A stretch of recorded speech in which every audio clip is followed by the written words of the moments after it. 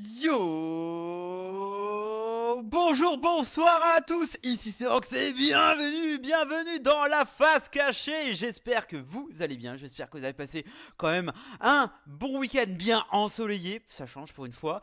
Bref, j'espère que vous avez passé quand même un très bon week-end, car ce soir, dans le main event, et pour une absence catastrophique du podcast, on peut dire la face cachée, j'accueille une personne très sympathique, très sympatoche. Veuillez accueillir ce soir Captain Jim. Bonjour, Captain. Salut, je sais pas comment je vais matcher. Vraiment, t'es à fond. Et moi, je vais mais je vais faire de mon mieux pour que ce soit pas une redescente à chaque fois que tu prends la parole. Ah, ça fait une espèce de petite balance, voilà, ça fait 50-50, on va essayer. Bon, comment tu vas, mon cher Captain? Ça va bien, ça va très bien, ça va très bien. J'ai passé un bon dimanche, comme tu l'as dit. Il faisait beau, j'ai vu mon filleul, donc j'étais content. Ah, c'est mignon, c'est tout beau. Avant que la météo se gâte pendant une semaine, voilà. Non, Euh, non, non, non, non, non, non, non. Non, non, bah ok, avant qu'il y ait d'autres bonnes nouvelles cette semaine, voilà. Voilà, voilà, voilà. Voilà, restons positifs. Bref, pour les gens qui ne connaissent pas la face cachée, en tout cas, veuillez vous asseoir, prenez votre popcorn sucré, salé et surtout de bien profiter du spectacle. Alors, mon invité Captain Jim connaît à peu près le monde du cinéma, de la critique, de la réalisation, mais ça, vous le saurez un peu plus dans la soirée. Mais alors, qu'est-ce que la face cachée? Bah, la face cachée, vous connaissez Yu-Gi-Oh, vous connaissez les cartes face cachée. Et ben, Captain sera ma carte face cachée. Vous en connaîtrez sur 4 points différents, que ça soit la nostalgie slash enfance. On va dire aussi série-film. Voilà, peut-être un truc qui va nous parler. Voilà. Ensuite, on parlera de la peur, voire même des peurs. Et ensuite, nous terminerons le podcast avec l'internet, la critique, etc. Tout ce qui englobe notre invité dit spécial. Voilà. Et bien pour les nouveaux, pour les gens qui ne te connaissent pas, est-ce que tu peux te dévoiler en quelques mots, quelques phrases, mon cher Jim? Ok, eh bien, je m'appelle effectivement Captain Jim sur les réseaux et je suis auteur et enseignant en cinéma. Voilà, donc j'enseigne le cinéma dans divers lieux sous différentes formes et je suis auteur dans divers lieux et sous différentes formes. Voilà, j'écris des scénarios, parfois pour la télévision, parfois pour des courts-métrages, parfois pour des livres ou du théâtre. Je travaille avec une troupe de théâtre qui s'appelle les Wonder Biches depuis longtemps, je sais plus compter, 7 ans je crois, ouais 7 ans c'est ça. Et voilà, plein de petits trucs comme ça. Je suis ce qu'on appelle communément un troubadour. Mais c'est génial d'être troubadour au XXIe siècle, hein. On en dit Ouais, c'est pas. trop bien, c'est hyper bien payé, on n'est pas du tout menacé par différentes choses type IA générative, etc. C'est top, vraiment c'est que du kiff. Mais en vrai oui c'est bien. Mais voilà, au moins tu vis de ta passion. Enfin voilà, c'est quelque chose enfin, je dis ça comme ça, mais vraiment c'est, même si on se bat pour quelque chose, mais au moins on va dire que tu régales, on va dire ça. Voilà, tu régales de par tes compétences, en compétences, on va dire ça comme ça, de ta plume, on va dire Oui, ça comme ça. dis-le, Voilà, de dis-le, ta je suis plume. quelqu'un de très compétent, voilà, on va le dire, voilà, Voilà, je suis très tu compétent. es incroyable. Voilà. Voilà, voilà, disons-le, disons-le. Voilà, on veut tous être Jim, voilà. Pour les gens qui ne connaissent pas, bonjour, je m'appelle Serox, aka Mathieu. Je fais des interviews de personnes du web, voilà. Et sinon, je fais des petites critiques tous les 2 semaines sur What the Ciné, YouTube, Twitch, et bientôt sur un nouveau média qui s'appelle Plan Séquence. Mais ça, j'en dirai un peu plus dans quelques jours. Voilà, toujours cinéma, voilà. Amoureux de cinéma, on se réunit, voilà. C'est très cool, je trouve. Voilà, c'est très très cool. Enfin, voilà, c'est simple, tranquille, voilà. Bref, mon cher Jim, est-ce que tu es ready for tonight? Je n'ai jamais été aussi près et je n'ai Waouh! jamais été aussi peu près. Je suis. Eh bien, parfait. Eh ben, ladies and gentlemen, vous pouvez aussi, participer à ce petit, cursus. Voilà, vous pouvez même, lui poser des questions, tout en restant dans le respect et restant dans le thème. Voilà, donc n'hésitez pas à poser des questions pour en savoir beaucoup plus sur votre auteur préféré de cette soirée. Voilà. Bref, maintenant, messieurs, dames, on va partir dans la première manche, en tout cas, la première partie de cet événement. Voilà, on va pas être dans le côté nostalgie, le côté enfance. Et comme dirait Jérémy dans Code Lyoko, retour vers le passé. Voilà. Et on se retrouve avec le petit Jim, peut-être quand il était, je sais pas, en primaire. Mais dis-moi, mon cher Jim, quand tu étais on va dire, un peu plus jeune. Un peu plus jeune, qu'est-ce que tu regardais à la télé quand tu rentrais ou de l'école ou avant d'aller à l'école? Quand j'étais en primaire, du coup. En primaire ou alors collège, Euh, hein. Au collège, ouais. Je regardais pas beaucoup la télé. Enfin, alors si, attends. Je vais prendre du coup le collège parce que c'est plus facile à préciser. Euh, Mes parents étaient abonnés à Télérama et dans Télérama, parfois, il y avait des trucs qui accrochaient l'œil, on va dire. Mhm. Et une fois, il y a eu une image d'un personnage couvert de sang, d'animation et tout, japonaise, un samouraï. Bon, j'étais jeune, mais ça m'a attiré l'œil tout de suite. Je crois que j'avais 9 ans. Et je vois, c'est quoi ce truc et tout. Puis je vois aussi, je connaissais un peu les codes de Télérama. Il y avait un T rouge à côté. Ça disait, OK, eux, ils disent que c'est bien. Donc, peut-être que ça veut dire que je peux demander à mes parents, ah, peut-être je peux regarder ça. Et ça s'appelait Kenshin le Vagabond. Euh, donc pour ceux qui ne voient pas le truc, c'est un manga d'un auteur dont on ne parlera pas parce que c'est un personnage affreux. Mhm. Il y a eu des adaptations en OAV, en vidéo, film, moyen métrage, etc., d'une partie du récit. Et cette partie-là, en fait, était donc extrêmement réussie et passée sur Canal. Et donc j'avais demandé à mes parents si je pouvais la regarder. Et ils avaient dit, bah non, parce qu'il y a marqué, c'est interdit au moins de 12 ans, et tu as 9 ans. Et je dis, mais oui, mais c'est un dessin animé, et puis du coup, ça va pas vraiment faire peur, donc je vais pouvoir regarder. Donc ils ont dit, bah nous, on va regarder, et puis on te dira. Et ils ont regardé, et ils ont fait, c'est mort, tu regarderas pas, c'est pas possible, c'est beaucoup trop violent, etc. Donc j'ai quand même réussi à négocier pour qu'ils l'enregistrent sur une cassette, parce que ça passait à la télé, donc on pouvait enregistrer avec la VHS, etc. Et j'ai gardé précieusement cette VHS pendant 3 ans, jusqu'au jour de mes 12 ans, où je l'ai regardée le matin même. Et effectivement, ça faisait très peur, c'était très sanglant, j'étais pas prêt pour un truc comme ça. Mais j'ai très très vite adoré ce truc-là. Et en fait, après, la fin du film m'a obsédé et je la regardais tous les matins avant d'aller à l'école. Voilà, pendant, je pense, 2 ans. Waouh! Alors ça, je je m'attendais à un tout genre un truc Pokémon et tout, mais alors que tu dis ça, je trouve l'anecdote croustillante. Et je regardais aussi Pokémon, Eh bien, parfois, c'est vrai, j'avais oublié. ah non, mais c'est bien aussi, mais non mais ça change, c'est vraiment très original. Mais très bien, mais c'était sur cassette, donc du coup, pendant 2 ans, franchement, génial. Mais en parlant de Pokémon, est-ce que tu regardais genre voilà, on a tous eu notre période Pokémon, mais mis à part Pokémon, est-ce que t'étais plus, alors, Team Pokémon, Digimon, Winx, Martin Mystère ou autre?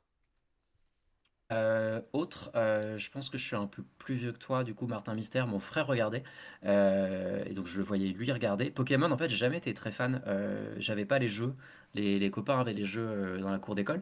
La série, j'aimais bien la série, j'aimais bien les chansons. Je sais que j'avais le premier CD qui était sorti en France, et la forme du CD, c'était une Pokéball. Aucun souvenir de ce qu'il y avait comme morceau dessus, mais voilà.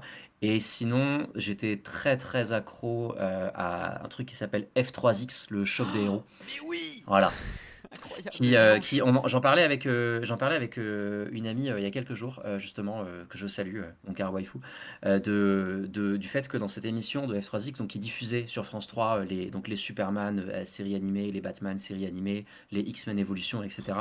Et entre les épisodes, ils réutilisaient des images des épisodes pour recréer des dialogues et faire comme si c'est eux qui nous diffusaient les choses. Et ça, C'est quelque chose, je pense, qui est du lost media aujourd'hui, et j'aimerais beaucoup retrouver, parce qu'ils s'éclataient en vrai, les gens qui préparaient ces émissions-là, quoi, à faire du doublage par-dessus et tout, enfin, c'était fou. Voilà, je regardais ça, je regardais F3X. Ouah, et chaque dimanche à 10 h ou 9 h 10 h je crois, c'était incroyable avec les Batman, les Ouais. Superman, les Teen Titans, Static Shock aussi, Static Shock, c'était Static incroyable ça aussi. Shock. Ah là là. Oh, pouah, c'est impressionnant. Franchement, mais je crois que c'était le seul média, si on peut dire ça comme ça, à avoir diffusé durant les années 2000 Batman de 92. Et ah putain, incroyable. Enfin, non mais vraiment, c'est comme tu dirais, vraiment, c'est vraiment Lost Media et ça se perd. Après, je pense que maintenant, il y a un peu plus de droits, tu ne peux plus faire, euh, tu peux plus faire Oui, comme oui, oui, ça tu doit être plus pouvais difficile avant. à faire, ouais. Ouais. Hello, Ouais, clairement, clairement. hello Wong. Mais en tout cas, merci du follow. Ça fait plaisir de t'avoir sur le live. Évidemment, je connais S3X. C'était génial. Et je me rappelle encore du générique avec ah là là, la musique est un peu électro. C'est impressionnant, impressionnant. Dommage que je ne peux pas faire deux choses avec mon PC, mais sinon j'aurais mis le générique de S3X. Mais c'est génial. Avec X-Men Evolution que j'apprécie énormément et je sais pas pour toi, mais dans X-Men Evolution, est-ce qu'il y a quelque chose, je pars un peu dans les détails de X-Men, il y a un Mhm. événement dans X-Men Evolution qui t'a un peu traumatisé, qui t'a choqué, on va dire. Ouais, il y en a un, mais je sais pas si c'est celui auquel tu penses. En fait, je pense que je connais pas très bien les X-Men, dans le sens où j'ai lu très peu de comics de X-Men. J'ai lu beaucoup de comics de plein de trucs, mais X-Men, c'est un peu un de mes points morts, un de mes angles morts, pardon. Et j'ai découvert les X-Men avec la série X-Men Evolution. Et donc, je pense que mon premier choc, ça a été le moment où le professeur Xavier parle à la fin d'un épisode en télépathie avec Magneto. Et en fait, je comprenais pas. Je disais, mais comment ça, il lui parle par son prénom? Du coup, ils se connaissent en fait. Peut-être ils sont potes. Est-ce qu'ils sont anciens amants? Je ne sais pas. Et à l'époque, du coup, je connaissais pas leur historique, comme je n'avais pas toute l'histoire des comics. Donc, je l'ai découvert comme ça, et ça avait été un sacré choc. Je pense que c'est le truc qui me reste vraiment de tout ça. Alors, moi, ça serait différent. Je crois que c'est une des morts les plus un peu atroces. Je crois que c'est la mort de Mystique quand elle doit sacrifier pour ouvrir le portail à, j'allais dire Thanos, mais non, c'est plus Apocalypse. Je- Oui, oui, oui. Sur une espèce de station spatiale, dans mon vague souvenir, où je me Ou confonds avec Égypte. un autre Je épisode. crois que c'est Égypte, Ah il me oui! semble. Ouais, ouais, Ah ok, ouais. alors je confonds avec un autre épisode. Ok. Ouais, et ça m'a ça m'a resté en tête et voilà, j'ai hâte de revoir la scène pour me faire encore être en PLS. C'est génial. Très bien. Non mais putain, ça me fait trop plaisir de penser. On n'en parle pas assez de cette série. On n'en parle pas assez. Et je crois qu'il y a seulement une saison qui est sur Netflix ou Prime, je crois, X-Men Evolution. Mais je crois, si Et, il y je. a... Et au total, il y en a trois quatre non? Un truc comme ça, je Oui, crois, hein. oui, oui. Qui ne Ouais. prend pas en compte les X-Men 92-97. C'est complètement différent. Voilà. Oui, oui, tout à fait.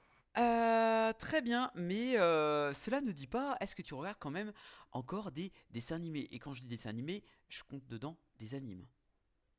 Ouais, j'en regarde plein.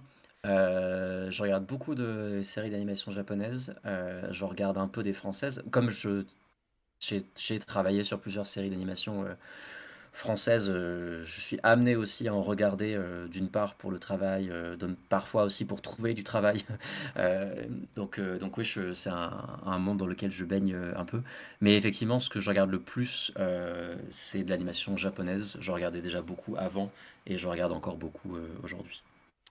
Et sur cette dernière décennie, est-ce que tu peux nous dire, pas le top, c'est un peu, quels sont vraiment tes gros coups de cœur en animation japonaise? Bah, Euh, alors, En série, enfin animation, en série, en série, voilà, en série, série. ouais. Euh, ok. Bah alors j'évacue l'évidence tout de suite, parce que donc l'attaque des Titans, c'est évident, mais voilà, la version remontée du final est sortie au cinéma la semaine dernière. Oui. Je rentrais tout juste du Japon et je suis allé le voir en étant éclaté parce que je voulais pas rater ça. Donc c'était formidable. Et sinon, de ces 10 dernières années, globalement, tout le travail en série, en film aussi, mais en série de Masaki Yuasa. Donc tout ce qui est Tatami Galaxy, alors Ping Pong c'est un peu plus vieux, je crois, qu'il y a 10 ans. Aisuken, machin truc, je sais plus comment ça s'appelle, sur les gamins qui créent des animés, c'est trop bien. Évidemment Devilman Crybaby aussi, c'est trop cool. Euh, voilà, son travail à lui et que j'adore vraiment, vraiment beaucoup, beaucoup sur ces 10 dernières années. Après, je ne crache pas dans la soupe, j'aime bien Demon Slayer, c'est fun. Euh, et je ne crache pas non plus dans la soupe sur One Piece parce que je suis un énorme fan de One Piece, le manga, et en fait, j'ai pas vu l'animé avant, je dirais à peu près Wano, et j'ai Mhm. commencé à regarder de temps en temps et je trouve ça vraiment chouette en animé, donc voilà. Ok, non mais très bien. Ah, je me suis dit, ah, dis-moi l'attaque des Titans. Ah, ok, super. Ouais. J'ai, Oui, ah bah j'ai- ça c'est.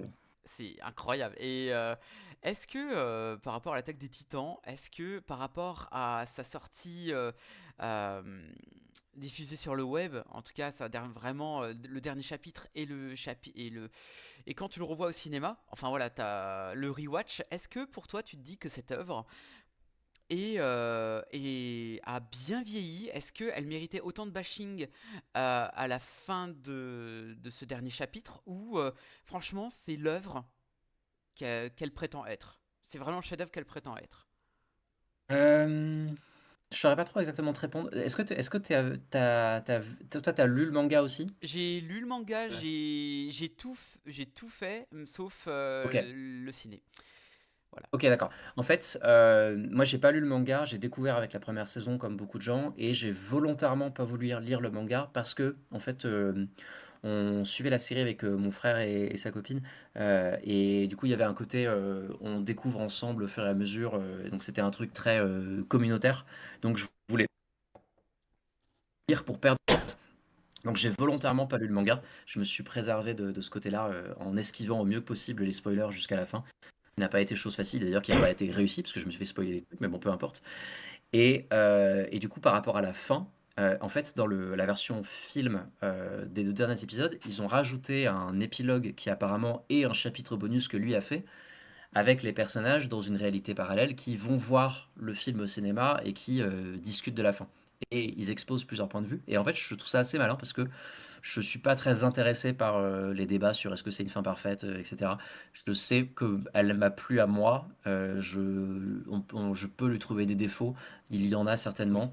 Je trouve néanmoins, quoi qu'il arrive, que c'est une des œuvres les plus intéressantes qu'on ait eues, avec des très beaux personnages ces dernières années, pour parler philosophiquement de la guerre, des conflits, des génocides, et que malheureusement, ça continue d'être extrêmement parlant et d'avoir des résonances avec le monde réel encore et encore. Même si, heureusement, nous, on n'a pas des gens qui se transforment en titans et qui font le grand terrassement, mais parfois on n'est pas loin.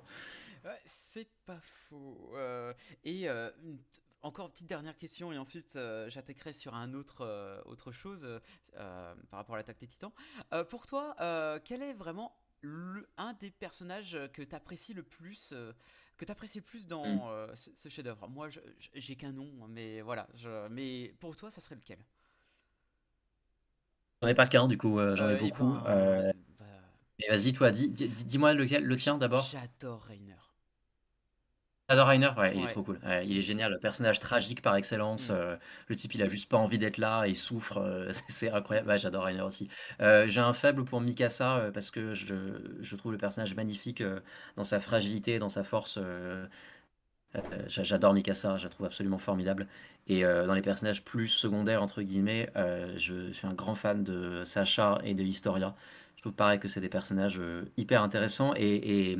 L'Attaque des Titans, qui officiellement est un shonen, même si en vrai Seinen, c'est difficile de le classer en shonen, voilà. Ouais, c'est ça, c'est plus un shonen pour moi qu'un shonen. Et c'est rare, je trouve, qu'il y ait autant de personnages féminins dans ce genre de dark fantasy qui soient aussi écrits, aussi intéressants, aussi variés que dans l'Attaque des Titans. Donc tu vois, je peux te citer Sacha, Historia et Mikasa, mais sans même parler de Ymir, de Hansi, etc. Enfin bref. Il n'y a pas beaucoup de personnages que j'aime pas en fait. Il y en a qu'un, c'est le gros traître dont j'oublie le nom, le gros nazi là. Ah, Je sais plus Flock. comment il s'appelle. Ouais, voilà, Flock, qui a Ah là vraiment, là. il a tout. Voilà. Oh, c'est C'est, terrible.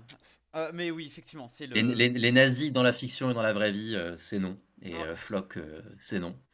un bon Mais bon, en même nazi temps, est un c'est un bon nazi. personnage parce on le déteste. Ah bah ça, oh, il est terrible. Il se veut comme euh, ah merde, comment il s'appelle l'ancien dirigeant du bataillon d'exploration. Ah, j'ai oublié. Ah, Erwin? Ah, Erwin. Il se veut Erwin, mais il n'est qu'une version vraiment complètement bête et dénuée de sens. Mm. Enfin bref, voilà, très bien, mais voilà, ça fait toujours plaisir un petit point attaque des titans.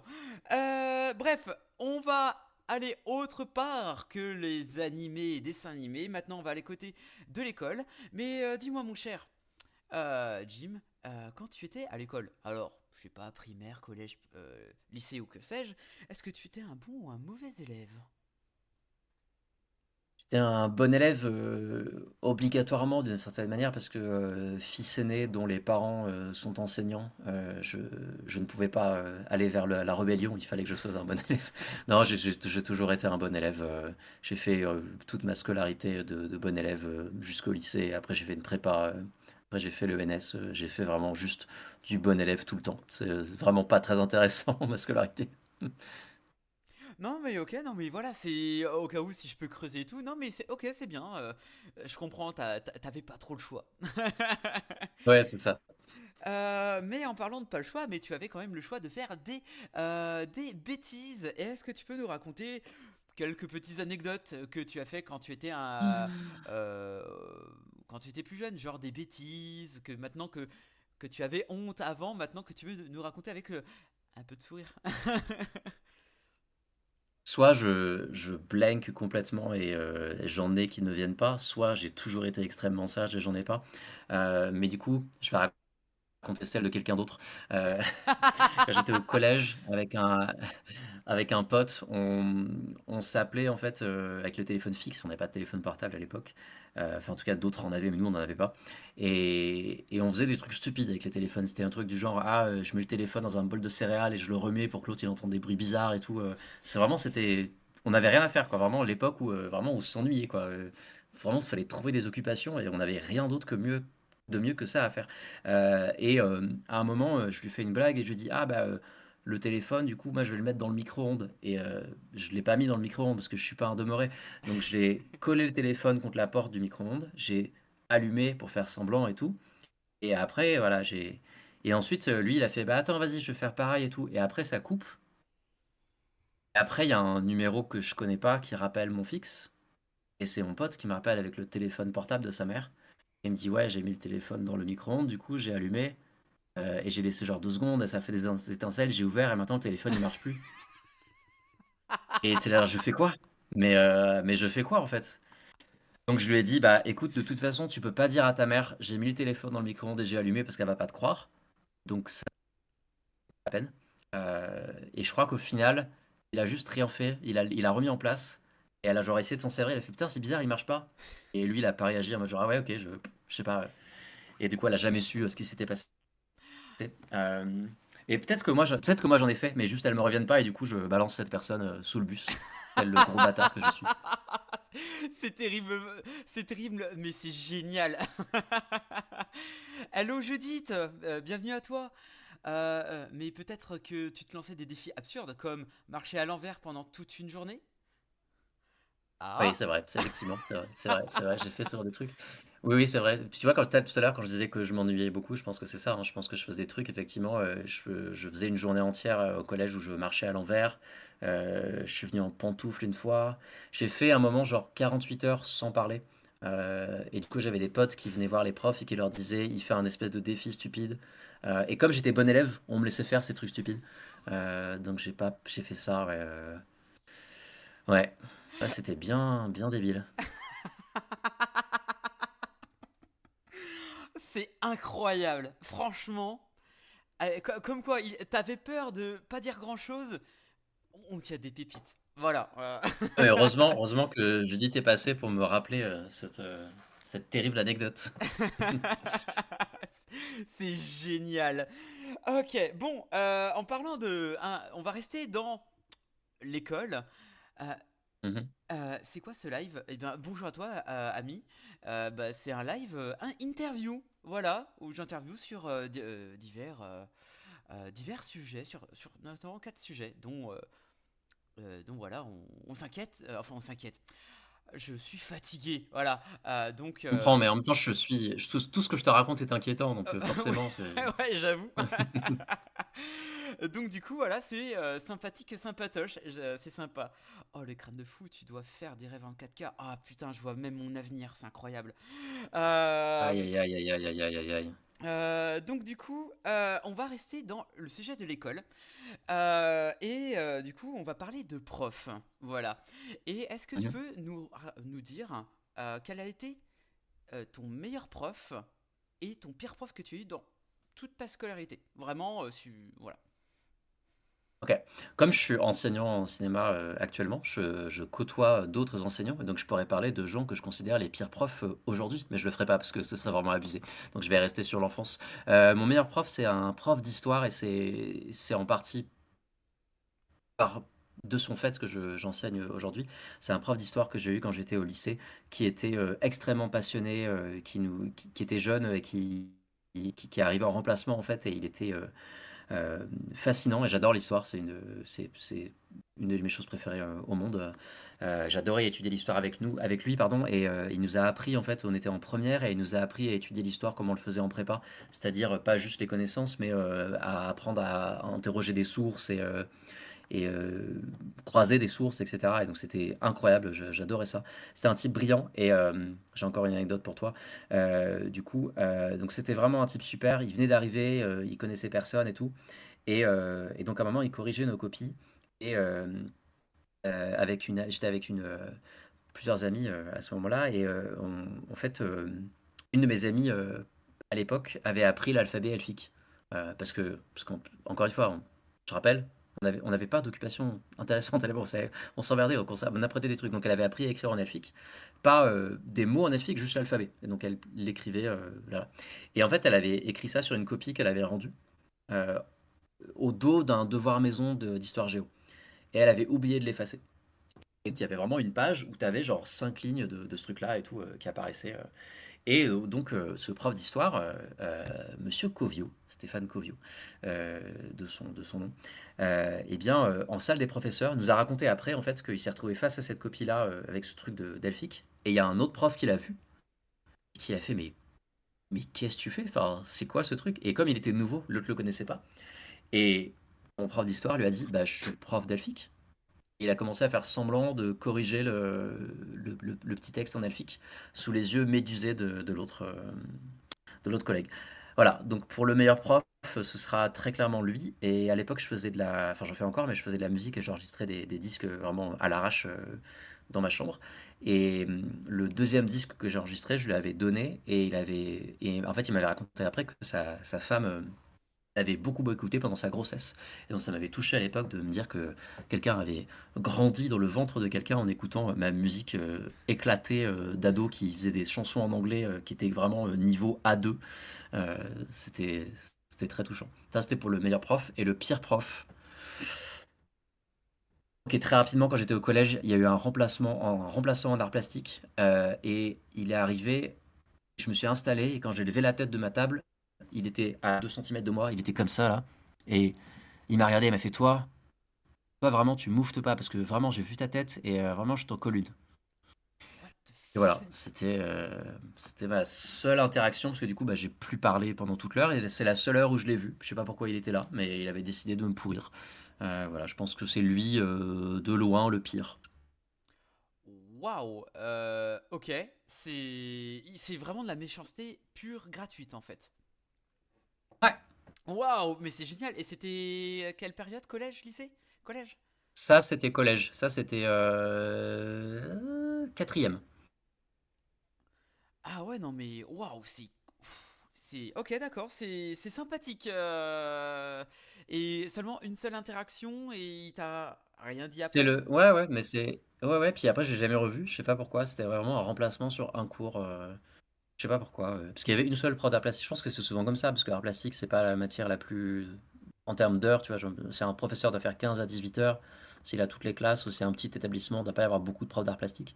Mhm. Donc on en avait qu'une en général. Ça, elle était rigolote, elle nous mettait des notes. Elle voulait pas monter au-dessus de 16 parce qu'elle considérait qu'au-dessus de 16 c'était les notes réservées aux vrais artistes. Je trouvais ça rigolo. Ah, ouais, non, mais, ok, non, mais voilà. Ah la vache, ah, c'est pas souvent que j'entends ça des profs, mais ouais, ça peut arriver, hein, voilà. Mais bon, voilà, au Mm, moins, mm. voilà, parfait. Mais l'anecdote du prof cool, croustillant, croustillant. Mais du coup, toujours en étant dans le passé, euh, le métier que tu voulais faire étant petit, c'était quoi? Est-ce que Je voulais t'avais être un rêve? livreur. C'était quoi? Ah ouais, je voulais être livreur. Ah, livreur, d'accord, mais ok, en tout Ouais. genre. Non, non, pas en tout genre, tu sais, la personne qui fait des livres. Ah, livreur, ah, d'accord, ok, oui, ah, ouais, ah Ouais, la voilà, vache. voilà, voilà. Comme je savais pas le mot, donc je voulais être livreur. Après, donc vouloir être écrivain, j'ai voulu être boulanger parce que j'avais lu un livre pour enfants où le boulanger le matin il se levait très tôt pour faire le pain et il voyait des chauves-souris. Et je me genre trop bien, j'ai envie de faire ça pour voir les chauves-souris tous les matins. Avant ça, quand j'étais tout petit, je voulais être tracteur. Euh, et après, très rapidement, ça a tourné autour de auteur, journaliste, enseignant, auteur, journaliste, enseignant, musicien, artiste. Ça a tourné dans ces trucs-là et j'ai pas trop dévié jusqu'à maintenant. Bah, franchement, tu poursuis un petit peu ton. Franchement, c'est vraiment cool toujours rester fixe et tout. Enfin, généralement, Mm. enfin, si je me réfère à moi-même, moi, étant donné que je suis un très grand fan de Jurassic Park, moi, mon rêve, Oui. c'était devenir paléontologue. Donc, du coup, Bien sûr, bien sûr. et du coup, ton rêve, bah, c'est pas possible. Mais ouais, toi, t'es toujours resté. Non, après, je suis toujours pas tracteur. Donc là, pour le coup, c'est pas encore réussi, tu vois. Ça, c'est pas encore. Mais oh non, mais c'est sympa. C'est pas mal. Mais franchement, il continue son rêve et franchement, c'est beau. Alors, un peu question philosophique. Euh, si tu rencontres ton alter ego du passé, qu'est-ce que tu lui dirais? Je lui crache à la gueule. Non, ça dépend de quelle année. Oh, peu importe. Là, ce qu'il te vient, vraiment, ce qu'il te vient en tête. Genre, toi, plus jeune, voilà. Je sais pas, non, c'est trop dur. J'aurais beaucoup de choses à lui dire, mais que je ne dirai pas sur Twitch, parce que il a besoin de se faire remonter les bretelles sur plein de trucs. Donc non, je ne le dirai pas, mais j'ai commencé à dire je lui crache à la gueule. Bon, c'est pas loin, mais je le ferai gentiment. Ok, non, ok, ça marche. Mais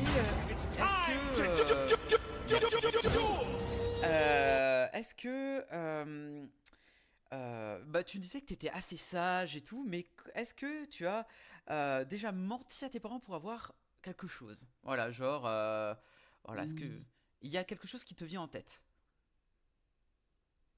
Non, mais c'est terrible vraiment parce que genre j'ai l'impression d'être vraiment le type le plus chiant possible, parce que vraiment genre j'ai menti à mes parents pour lire plus tard la nuit, tu vois, des trucs nuls comme ça, genre oui, oui, je suis couché, alors qu'en fait j'étais sous la couette en train de lire avec une lampe, mais des trucs nuls comme ça.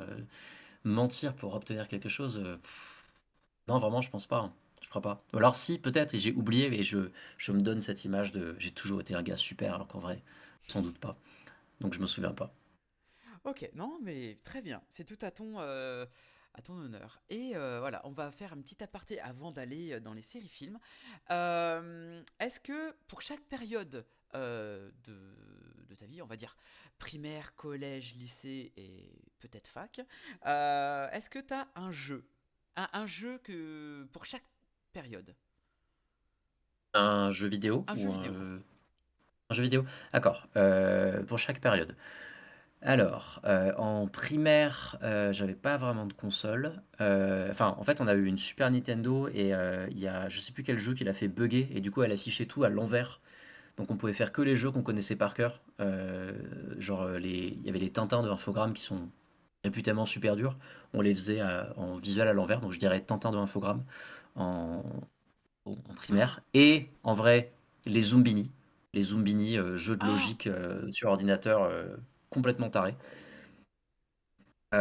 Au collège, c'est la GameCube, donc Zelda Wind Waker, qui est peut-être le jeu que j'ai le plus fait de ma vie.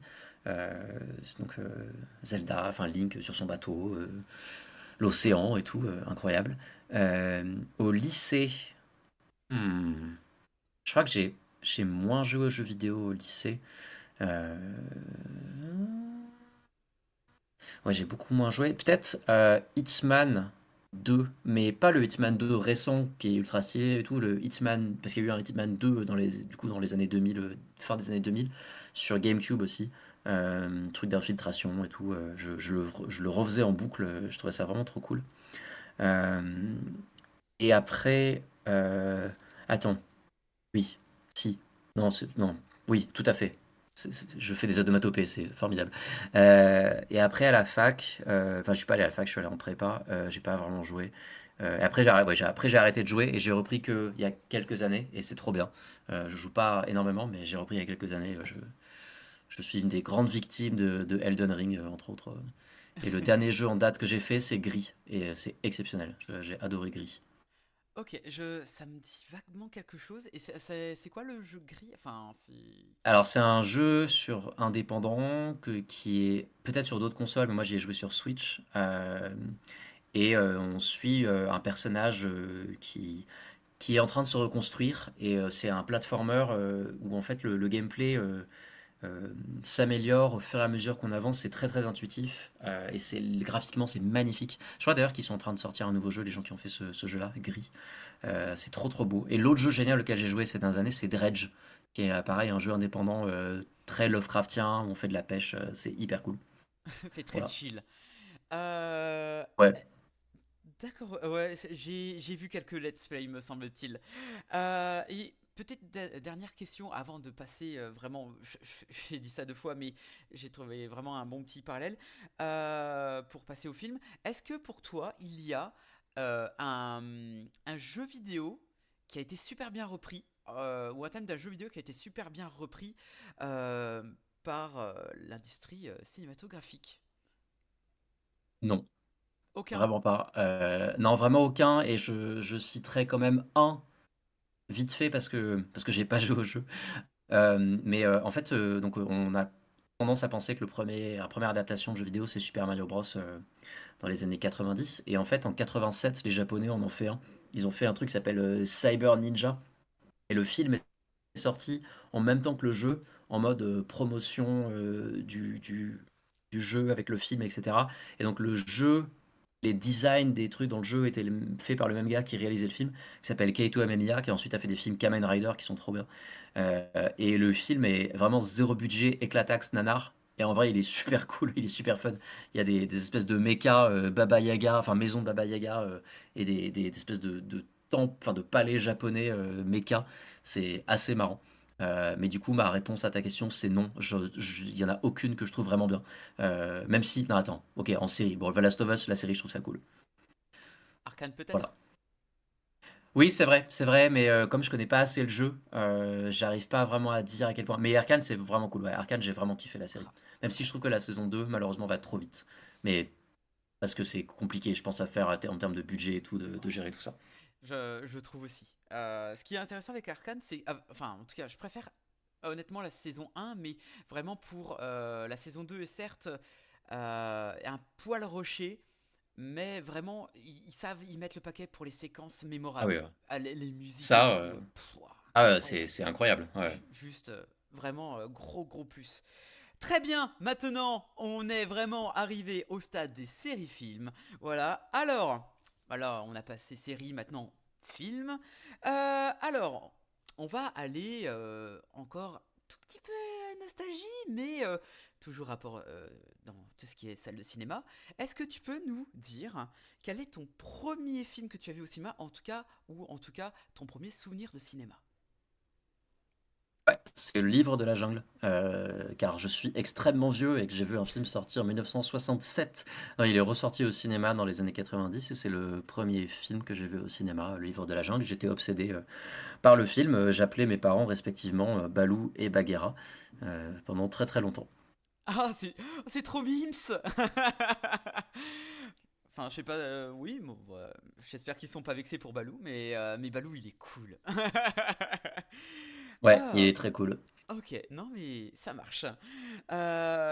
Et du coup, là, c'était vraiment ton premier film qui t'a marqué, mais est-ce qu'il y a d'autres séances qui t'ont vraiment marqué? Que ça soit positivement et négativement. Quelque chose qui t'a émerveillé et l'autre, tu dis, mon Dieu, il faut que je sorte de la salle, c'est terrible. Toujours dans l'enfance? Non, Toujours non, dans non, mais l'enfance ou vraiment, non, vraiment dans ton. Là, on a terminé avec l'enfance, c'est vraiment dans ton. OK. Dans la salle de cinéma. Voilà. Bah, des séances de cinéma qui m'ont émerveillé, il y en a trop. C'est pas pour rien que j'adore le cinéma, donc il y en a vraiment un nombre absolument incalculable d'excellents souvenirs. Des mauvais souvenirs de cinéma, j'en ai un qui est vraiment le plus ultime, qui est, je l'espère, imbattable. En même temps, aujourd'hui, je pense que ça m'arriverait plus pour une raison très simple. Je mets quelques trigger warnings avant de raconter l'histoire, mais ça implique de la potentielle pédocriminalité. C'était à la sortie des deux tours au cinéma, donc moi j'étais au collège. Et non, c'était pas la sortie des deux tours, c'est la sortie du Retour du Roi. Ah, Et avant, ils avaient sorti au cinéma les versions longues de La Communauté de l'Anneau et du Retour du Roi. Et j'étais allé retourner les voir parce que j'étais un fan hardcore de tout ça. Et lors de la séance des deux tours, il y avait plus de place assise, je sais pas pourquoi, alors qu'on avait quand même nos tickets avec un ami. Et je me suis assis par terre, enfin dans un coin de la salle. Et il y a un moment du film où il y a un monsieur qui est venu à côté de nous et qui est resté debout et qui respirait très très fort. Et je comprenais pas ce qu'il foutait là à côté de nous. Et à un moment, j'ai tourné la tête et je l'ai vu en fait qu'il était à moitié dessapé. Et donc pas très très loin de nos têtes, il y avait quelque chose que nous n'avions pas envie de voir et qui m'a un peu traumatisé. Et en fait, du coup, je me suis vraiment concentré sur le film en mode genre Aragorn, je te vois. Tu es mon héros, sauve-moi, sors-moi de là, c'est pas possible. Et à un moment, il y a un employé du salle de cinéma qui a ouvert la porte pour faire je sais pas quoi, et le type a disparu. Voilà. Et du coup, c'est mon plus mauvais souvenir de cinéma, je pense, de très loin. Et il ne sera jamais battu, je l'espère. waouh! Waouh! Ok, c'est marquant dans le mauvais sens, mais. Ouais. Waouh! Mais sinon des biens, j'en ai des centaines, tu vois. Enfin, j'ai tellement d'excellents souvenirs au cinéma, de séances, que ça soit dans des festivals, que ça soit juste des séances random où d'un seul coup le public était incroyable, ou juste moi je me suis pris une claque tout seul. Euh, Il y a par exemple dans les trucs récents mon conflit personnel avec Patrice Lecomte, parce que récemment dans les cinémas UGC, on est obligé de choisir nos places, comme c'est le cas dans les pâtés. Mhm. Et moi, je m'assois toujours au même endroit, et donc je prends cette place. C'est arrivé deux fois de suite qu'au UGC Montparnasse, je prenne une place précise qui est celle-là où je veux m'asseoir, et que quand j'arrive dans la salle, à cette place soit assis Patrice Lecomte. Donc j'en ai conclu qu'on avait la même place préférée, mais que lui, il savait pas réserver comme il fallait. Et maintenant, voilà, c'est mon ennemi juré. Voilà. Ok, ah ok, non mais pourquoi pas, mais ouais, c'est fou. Ah, c'est ok, d'accord. Et là, tu me parlais de festival, si je peux rebondir sur ça. Est-ce qu'il y a vraiment, si tu penses au un des meilleurs souvenirs que tu as eu en festival, alors c'était lesquels festivals et pourquoi? Mm. Bah, c'est forcément Annecy, donc le festival international du film d'animation, que j'ai fait 5 fois ou 4 fois, je sais plus, qui est vraiment mon festival préféré. J'essaie d'y aller le plus souvent possible parce que c'est trop bien. Et notamment parce que c'est un endroit où il y a plein d'étudiants en fait, qui donc ont encore des étoiles dans les yeux et qui croient au pouvoir de l'animation. Et le monde de l'animation est quand même beaucoup plus sympa et à l'air, en tout cas de l'extérieur, beaucoup plus collaboratif et fun que le monde du cinéma et live action. Donc il y a des séances là-bas formidables, je pense à bah, par exemple la séance de Promare, film distribué par Eurozoom des studios Trigger, qui est une espèce de délire complètement taré avec des types qui font du feu sans faire exprès et qui sont ostracisés, et les héros c'est des pompiers, et c'est complètement taré, c'est les types qui ont fait Kill la Kill et Gurren Lagann. Et la séance en fait ça ressemblait à une séance de Avengers Endgame le jour de la sortie, quoi. Sauf que c'était un animé que personne connaissait, mais les gens étaient vraiment à fond sur toutes les poses stylées des personnages, ça hurlait dans tous les sens. C'était trop bien. J'avais un collègue qui était là aussi et qui était fatigué, et lui, il a dormi, alors que tout le monde hurlait dans la salle. C'était hyper rigolo de le voir à côté, comme ça, alors que tout le monde était debout sur les sièges. Voilà, je pense que ça, c'est vraiment un super souvenir, ouais. Et petite question, parce que moi je suis amoureux d'un festival de ciné, mais j'ai été que 2 fois, c'était au Festival Fantastique de Gérardmer, que j'ai croisé, Ouais. euh, Judith, mais j'ai pas osé lui parler, vraiment j'ai pas osé de peur de déranger, mais je kiffe cet endroit, est-ce que tu y as déjà été? Non, jamais. Bah, j'ai pas mal d'amis qui y vont souvent, et ça donne envie. Le cadre, en fait, donne vraiment envie. Donc j'espère que je pourrai en général, avec le taf, c'est impossible pour moi de me libérer sur ces dates-là. Mais ouais, ouais, c'est un de ces festivals qui donne vraiment envie, plus pour le cadre que pour la sélection, parce que j'ai l'impression que la sélection est de plus en plus compliquée tous les ans. Oui, Mais bon. c'est vrai. Et c'est comme, tu vois, genre, c'est comme, tu vois, l'Alpe d'Huez, il y a beaucoup de comédies françaises, je pense que j'aimerais pas voir là-bas. Mais le cadre donne un peu envie d'y être, quoi. Tout comme Annecy. Certes, le festival est cool, les films sont cool, mais le cadre. Enfin, Annecy, c'est de la folie. Enfin, la vieille ville, le lac, les montagnes, c'est juste renversant, quoi. Ça, plus les films, c'est complètement dingo. Alors que Cannes, oui, j'ai eu des chocs incroyables à Cannes. Cannes, pendant le festival, c'est des endroits les plus bizarres et les plus malsains, et les plus compliqués, je pense, que j'ai jamais vécu, quoi. Il y a 15 ambiances en même temps, tout agglutiné au même endroit, c'est hyper étrange. Ah, non, je sais pas, moi je suis pas Cannes, je trouve que c'est beaucoup trop important pour ce que ça l'est. Je sais pas, déjà trop de monde. Et mon côté social, il va me dire, ah mon Dieu. Je sais pas, je suis pas, je suis pas le plus intéressé par ce genre de cadre. Plutôt les plus petits Hmm. festivals, c'est là où, Ouais, je sais pas, ouais, le cadre Gérardmer, Annecy, ça a l'air cool, ouais. vraiment très très très cool. Annecy, pour le coup, c'est pas un petit festival, hein. C'est monstrueux. C'est absolument gigantesque et c'est vraiment international. C'est fou.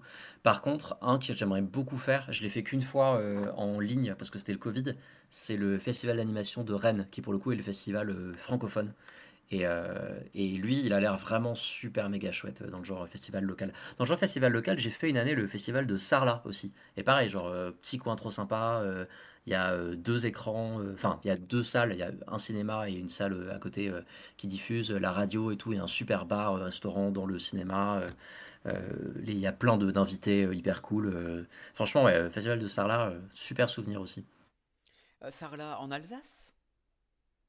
Non, Sarlat, en Ah, je Tu confonds. ne me mets pas on the spot comme ça, sur Euh, les régions françaises, non, non, mais c'est pas je. en Alsace.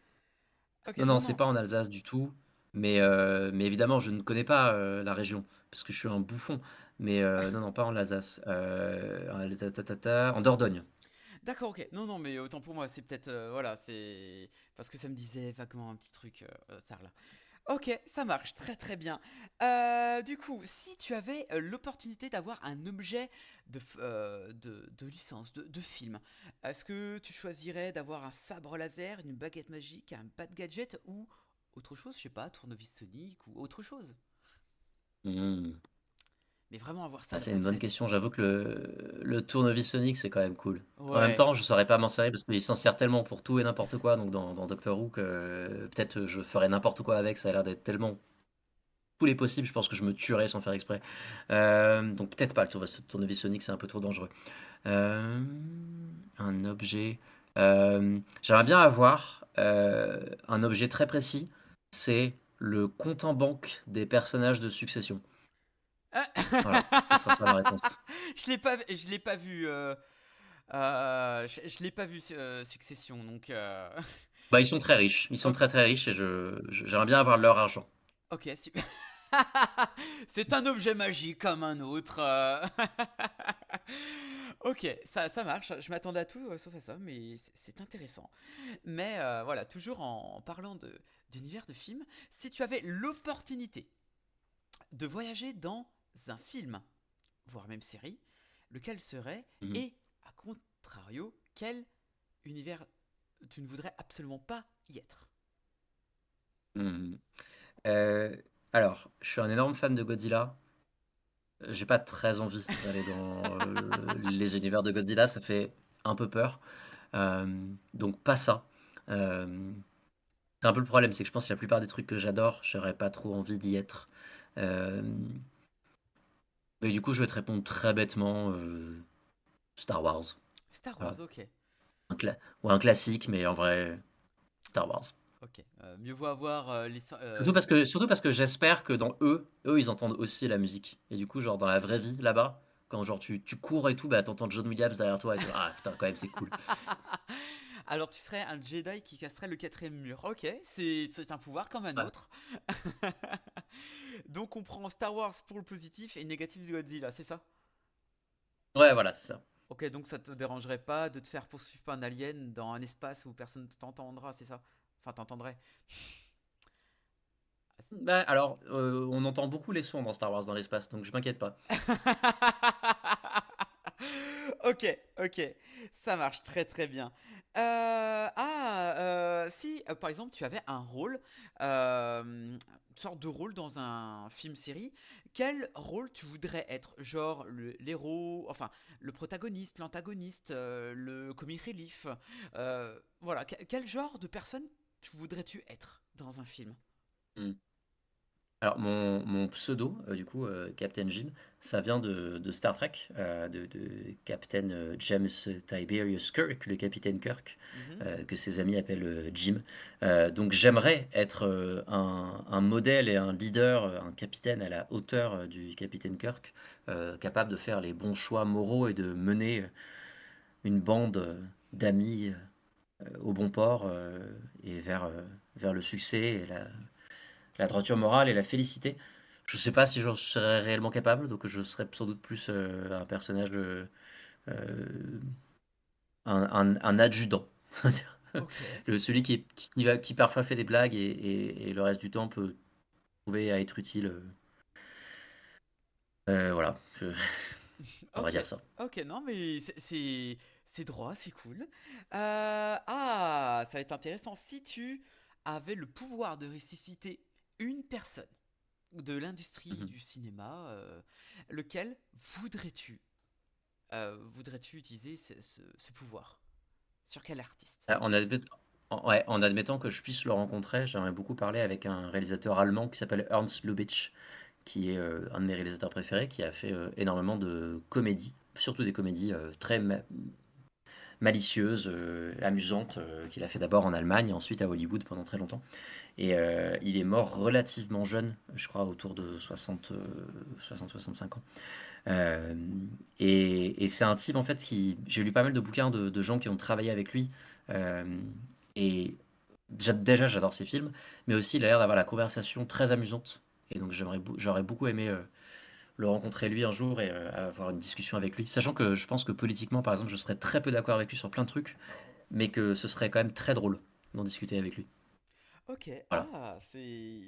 ça change enfin d'acteur. Genre, je m'attendais à un Lynch ou un Robbie Williams, mais ok, très bien. Non, mais Ouais, mais voilà. non, parce que Lynch, je peux même pas y penser parce que j'arrive même pas à réaliser qu'il est plus là, tu vois. Ouais. Est-ce qu'on serait d'accord sur le fait que la fin de The Fableman, enfin le film The Fableman, est à la meilleure fin possible, avec Lynch à la fin. Oui, ouais, bien sûr, tout à fait, ouais. Même si, tout à fait, et en même temps, moi je regardais aussi sa chaîne YouTube, je regardais sa météo et tout, et enfin, je regardais assez souvent ça et son espèce de loto qu'il faisait, donc je le suivais un peu à côté aussi, mais ouais, clairement, en termes d'adieu, jouer cet immense cinéaste qu'est John Ford, euh, et en même temps, du coup, enfin, c'est vrai qu'il y a cette phrase, je sais plus ce que c'est exactement, quelqu'un qui dit, bon, tu veux rencontrer le plus grand réalisateur du monde, et c'est David Lynch qui arrive. Alors certes, il joue John Ford, mais c'est quand même David Lynch qui arrive. C'est quand même incroyable. Donc ouais. Puis même sans ça, en fait, je trouverais la fin de Fablemans parfaite. Donc ouais, j'adore ce film, c'est un de mes films préférés. Merci, bienvenue au club. Alors, on me dit dans le chat, mais si tu devais choisir entre ressusciter Lubitsch, si mon terme est exact, hein, voilà, ou Mhm. Shang-Chi. Chang-Chi, le problème, c'est que donc Chang-Chi, c'est un réalisateur hongkongais, enfin chinois, qui a fait des films hongkongais, beaucoup de films d'arts martiaux pour la Shaw Brothers. film de kung-fu et tout. Et le problème, c'est qu'il parle mandarin, enfin il parlait mandarin et moi pas, et du coup la conversation sera plus difficile, il faudra passer par un interprète, mais j'aurais beaucoup aimé parler avec lui. Mais je sais pas si j'aurais réussi à avoir une vraie conversation avec lui, alors que Lubitsch, je suis à peu près persuadé que j'aurais réussi à avoir une conversation rigolote avec lui. Ok, non mais très bien. Ah, au moins, on a le choix. Hello Seven de coucou, et ben bonne soirée à toi. Très, très, très, très bien. Ah, maintenant on va passer un peu du coq à l'âne, mais toujours en restant en série film. On a envie de savoir des choses, mon cher Captain. On a envie de savoir quel a été tes crushs, voire même des béguins pour acteurs ou actrices. Voilà, quand tu étais plus jeune, voire même peut-être euh, jusqu'à maintenant. Quelles seraient ces Je crois que personnes? le premier vrai crush, en fait, il est double, et c'est dans Buffy, et c'est à la fois sur le personnage de Willow, et d'un côté, donc la jeune sorcière, et de l'autre côté, le personnage de Oz, qui est un musicien ultra stylé, un peu bizarre et tout, et qui, pendant un temps dans la série, sont un couple. Euh, et sinon, j'en ai pas trop. J'ai- enfin, comme ça, j'ai rien d'autre qui me vient, mais en tout cas, c'était vraiment. Je crois que c'est vraiment la première fois à l'époque où j'ai vu Buffy, où j'ai vraiment eu ce truc de ah ouais, genre vraiment, genre, si ces gens-là existaient dans la vraie vie, peut-être. Waouh! Waouh! Ok. Ah ok, très simple. Ok. Est-ce qu'il y en avait peut-être d'autres ou on reste vraiment sur ce genre de... Enfin, sur Il y en ce a type sûrement de... d'autres, et là, tu vois, genre, on the spot, il y a rien qui me vient. Non, là, comme ça, il y a rien qui me vient. Euh, Ok, non, non, mais Non, voilà, pas de je questions... blank. Ah là, non, mais y a aucun problème. Alors, où est-ce que j'en étais dans mes fiches? Parce que je m'y perds. Ah, voilà. Est-ce que tu pleures souvent devant les œuvres? Ouais, énormément. Eh bien... Énormément, énormément. Je sais pas, je pense que ça n'a pas toujours été le cas, et je saurais pas dire quand il y a eu un déclic, mais ouais, ouais, vraiment, je pleure devant, je pleure en réécoutant les musiques, je peux pleurer en racontant une scène qui m'a fait pleurer. Ouais, ouais, ici, Ok, eh ici, ben... ici, ça chiale. Ah, mais c'est très bien. Je pense que pleurer dans un film où, franchement, c'est bien, il faut pas rester dur, genre, ah non, c'est un film. J'en connais des personnes qui pleurent pas parce que, bah non. Enfin, voilà. Mais après, chacun est ce qui est. Bref, mais ma question est la suivante. Quelle est la dernière fois, enfin, quelle œuvre pour la dernière fois tu as pleuré? C'est un rewatch, et je l'ai fait exprès en sachant que j'allais pleurer. Quand j'étais dans l'avion la semaine dernière, et c'est très long, 14 heures, et je regardais ce qu'il y avait et tout, et je me suis jeté sur un truc qui me fait énormément pleurer. J'ai regardé la fin du troisième film Dragon, la trilogie d'animation. J'ai pas vu Alors je ne dirai pas. Ok, voilà. Bon, je ne dirai pas. Mais je sais que c'est un truc qui me fait pleurer. Pas que ce soit triste ou heureux, etc. Juste c'est un moment qui me fait vraiment, me procure des émotions très fortes. Et donc je savais qu'en plus dans l'avion, je pleure plus facilement. Donc j'étais persuadé que ça allait faire un combo vraiment ultra hardcore en enchaînant tout ça. Ok, il faut absolument que je regarde le troisième. J'étais déçu du deuxième, mais je préfère le premier. Enfin bref. Et du coup, en parlant Ah, de mais drague... le premier est intouchable. Le premier est Ouais. intouchable. Les autres sont moins bien. Néanmoins, il y a quelque chose dans l'idée même du troisième film qui, moi, me dévaste. Parce que ça touche à des mécaniques d'histoire et des choses qui me plaisent particulièrement. Donc forcément, ça, vraiment, j'étais terminé. Ok, ça marche. Mais du coup, en parlant de dragon, je suis obligé de parler un poil d'actualité. Euh, Tu en penses quoi du remake qui va venir? Alors, je pense que ce sera pas très bien. Je pense que c'est pas très intéressant. Par contre, je comprends pourquoi est-ce que le réalisateur le fait, puisque Dean Deblois, qu'il s'appelle, en fait, c'est un type qui. Alors, il y a plusieurs raisons. Parce qu'en fait, donc, il en a parlé à Annecy une fois, et je l'ai écouté dans plusieurs podcasts, et j'aime beaucoup ce qu'il fait, donc je suis un peu. Voilà. Donc, je pense que c'est pas très intéressant. ça a l'air assez laid, ça ne m'intéresse pas beaucoup. Mais je comprends pourquoi lui le fait. C'est lui aussi qui était derrière Lilo et Stitch avant, et le film Lilo et Stitch live action se fait chez Disney sans le moindre consultation, sans la moindre discussion avec lui et son co-réalisateur Chris Sanders. Et ça, il l'a très mal vécu. Donc je pense que quand DreamWorks s'est dit on va faire comme Disney, on va faire des live action, il a dit bah peut-être alors je vais rester pour protéger mon œuvre. Et d'ailleurs, il l'a confirmé dans une interview chez Cinématiseur, excellent magazine français qui fait beaucoup d'entretiens avec des cinéastes et des compositeurs, des chefs photo et des acteurs et tout, et des actrices. Il y a ça du coup qui joue, donc je pense qu'il a voulu protéger son bébé. Et d'autre part, c'est un réal qui a commencé un peu dans le live action, et je pense qu'il a envie d'en faire. Et donc si le film marche bien, peut-être qu'il pourra en faire d'autres. Donc je comprends pourquoi lui le fait, et j'ai de l'affection pour lui. Donc je suis content qu'il le fasse et j'espère que ça marchera bien pour lui. Par contre, pour le studio, j'espère que ça marchera pas du tout parce que je trouve que c'est une idée de merde. Et moi, j'ai pas envie de voir ça. Mais j'irai le voir quand même parce que je suis une victime. Ouais, est-ce que c'est à peu près du même gabarit que la guerre des Rohirrim? On est obligé de faire un film pour garder la licence, c'est ça? Non, parce que les Rohirrim, c'est un studio qui est en mode on veut garder les droits. Là, moi, je parle d'un réal qui est en mode bah, c'est mon bébé, c'est moi qui ai fait les films et j'ai pas envie que quelqu'un d'autre le massacre à ma place, donc je vais le massacrer moi-même. Je trouve Ah, ça plus intéressant et plus noble que le cas des Rohirrim où ils sont en mode faut pas qu'on perde les droits, on va faire le film rapidement et tout, oh, tant pis si c'est nul. oh, Et ça ouais. l'était. Oh, c'était. Oh, oh, cette décision. Mon Dieu, je me sens sale. Très bien. En parlant d'autres choses, on va arriver à bien. On arrive encore à deux trois questions pour le cinéma.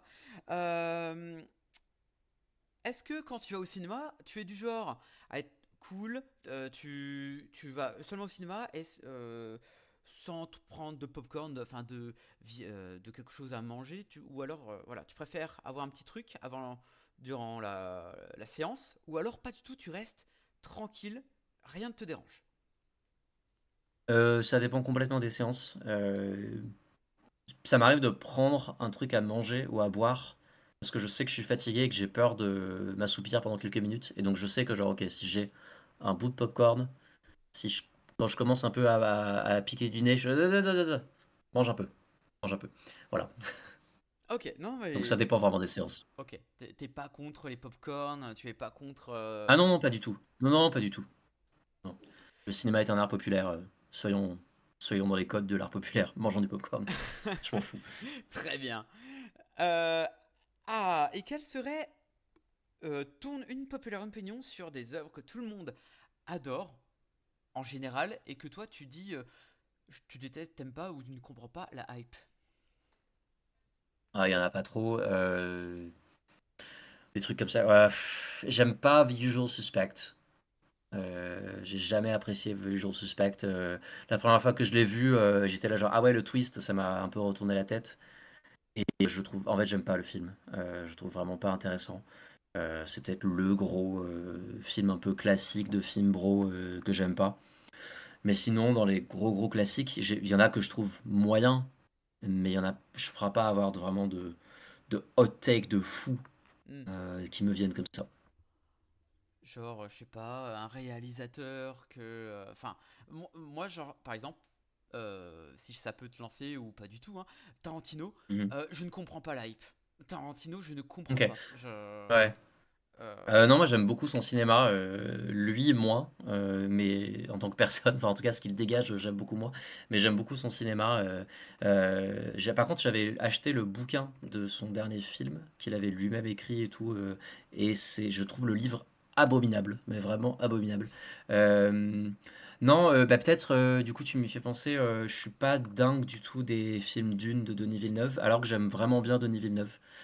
J'aime beaucoup Premier Contact, j'aime beaucoup Prisoners, j'aime beaucoup. Alors, je suis pas dingue de l'incendie non plus, mais voilà, il y a plein de films de lui que j'aime beaucoup. J'aime beaucoup son Blade Runner aussi, et je suis pas fou de ses dunes, sans détester. J'aimerais que ça marche plus sur moi que ça ne marche, mais je suis pas non plus Tu dans n'es la pas le seul. détestation totale de. Comment? Tu n'es pas le seul, hein. Moi, je n'aime pas Oui, oui, plus ouais. que ça d'une. Je crois que j'ai un problème avec Ouais. Timothée Chalamet.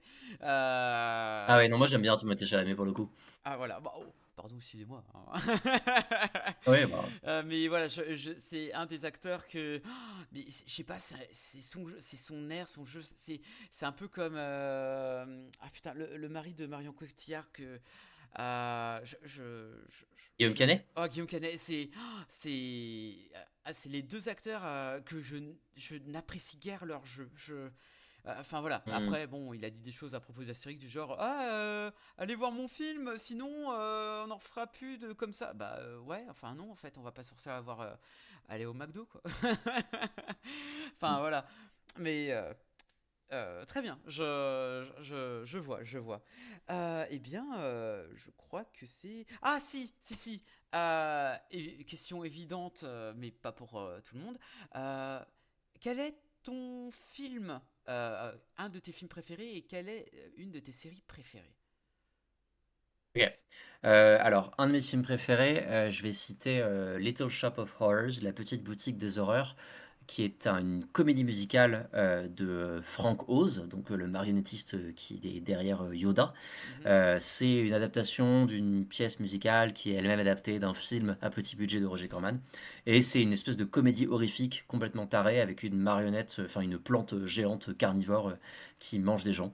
Et c'est hyper fun, ça parle en substance de capitalisme. Les chansons sont trop cool, c'est les compositions de Alan Menken et Howard Ashman qui après feront La Petite Sirène, La Belle et la Bête, Aladdin, etc. Voilà, donc c'est un de mes films préférés, La Petite Boutique des Horreurs. Et série préférée, hmm, je vais dire, je vais botter en touche animation japonaise et je vais dire Cowboy Bebop oh, ok. de Shinichiro Watanabe parce que je pense vraiment que c'est ma série préférée. Euh, Chef-d'œuvre de mélange pop entre le jazz, le cinéma, l'animation. Et j'adore, c'est trop beau. Si vous n'avez jamais vu Cowboy Bebop, précise bien la série d'animation et pas le remake Netflix Oui, en bien live sûr. action.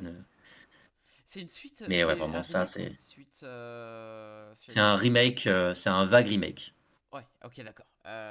Eh bien, qui a été annulé au bout de 10 épisodes, ouais. je crois.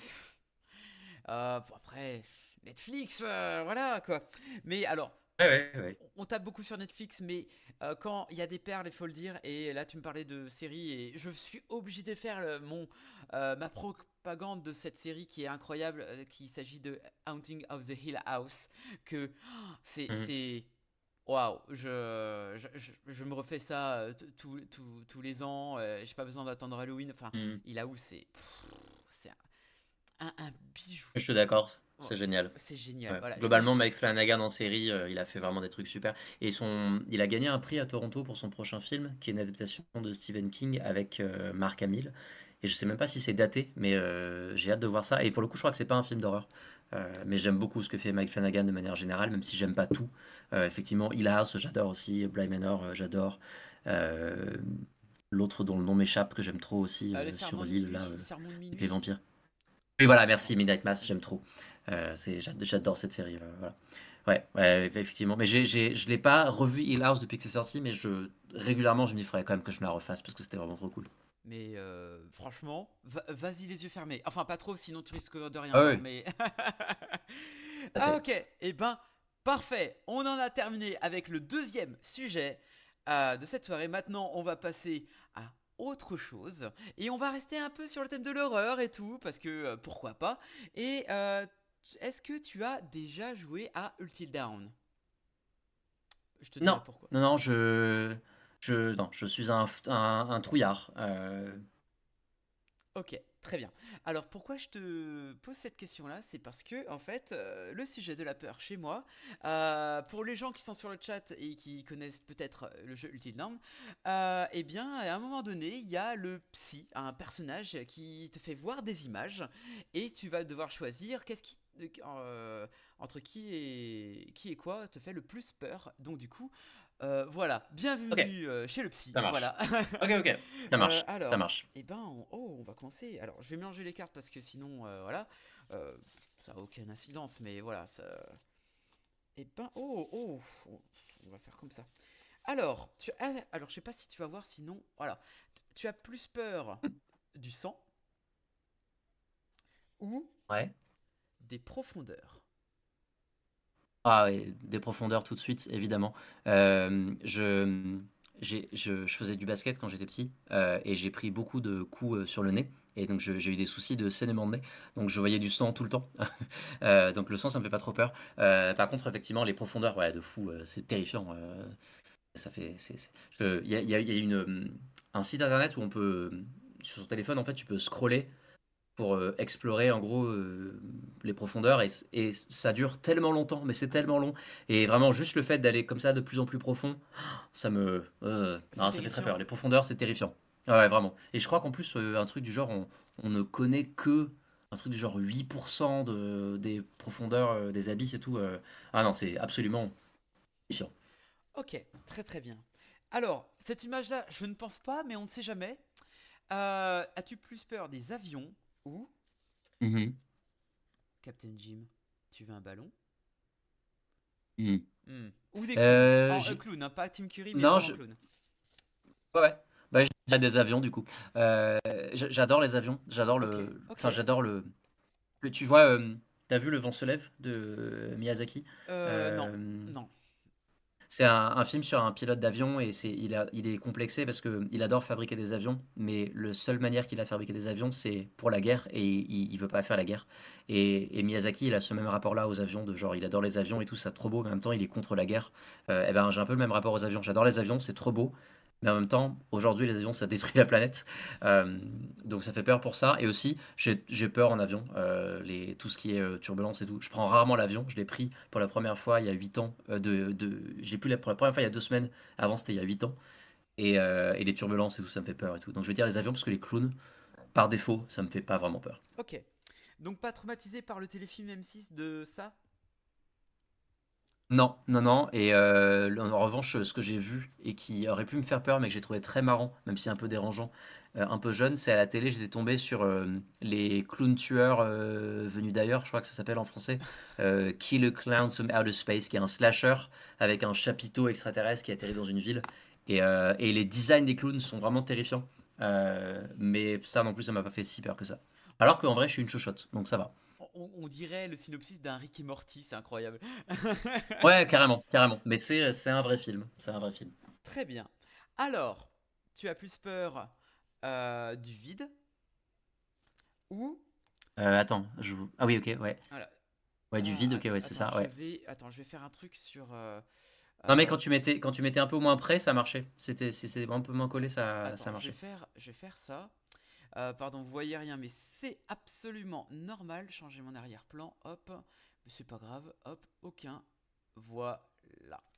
Et là, normalement, tu vas pouvoir voir. Bon, vous voyez un poil de bordel, mais ce n'est pas grave.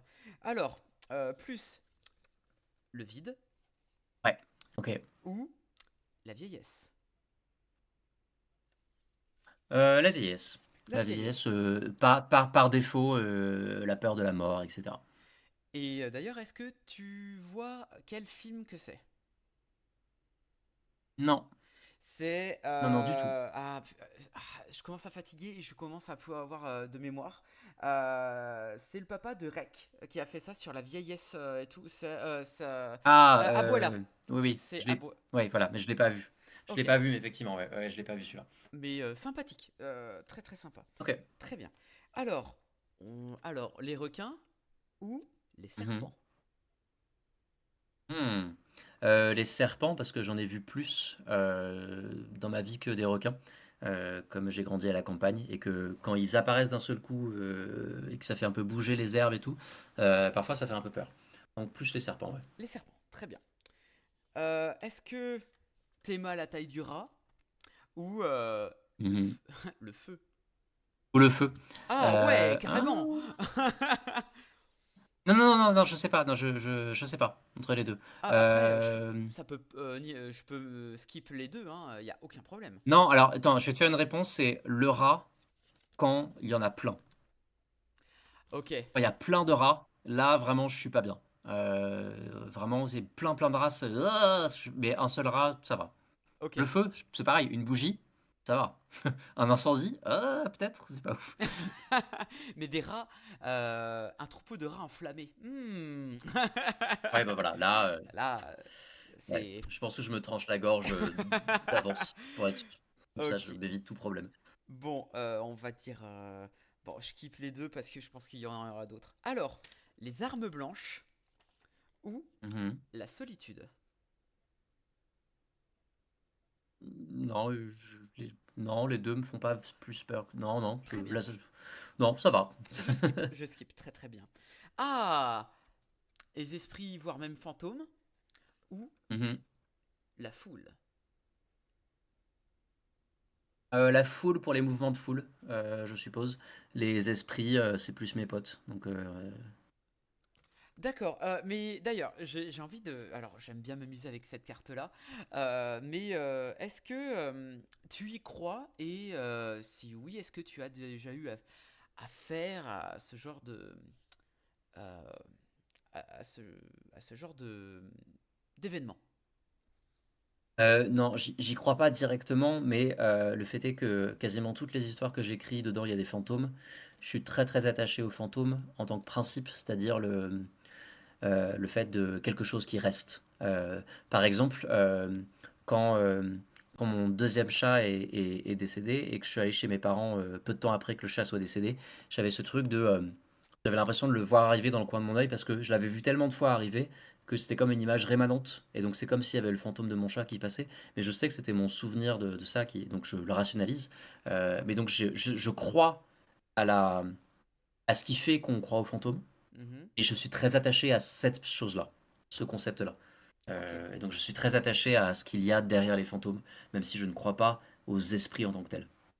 ok, ça marche, pas de problème.